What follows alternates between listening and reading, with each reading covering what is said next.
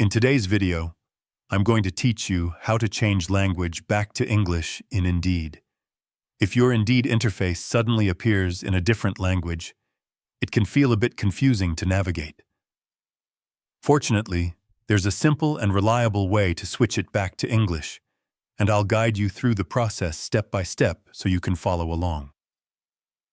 To begin, open your web browser and go to the address bar.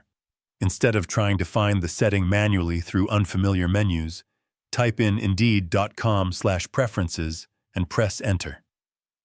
This shortcut takes you directly to the Preferences page, where the language settings are located.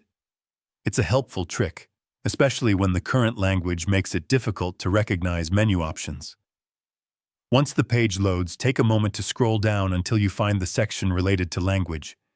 Even if the text isn't in English, you'll notice a drop-down menu in that area. That's what you're looking for.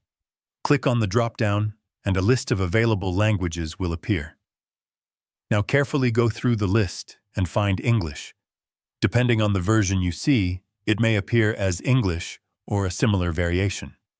Once you locate it, click to select it. This tells the system that you want to switch your display language back to English.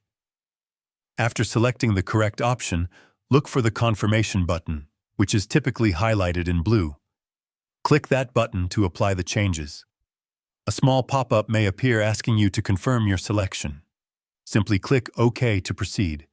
At this point, the page will refresh automatically. Give it a few seconds to reload completely.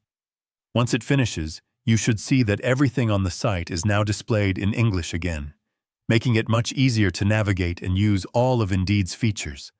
And that's all there is to it. Even though the setting may seem a bit hidden at first, using the Direct Preferences link makes the process quick and straightforward. If you ever encounter the same issue again, you'll know exactly what to do. If you found this video helpful, let me know in the comments, give it a like, subscribe to the channel, and don't forget to hit the notification bell.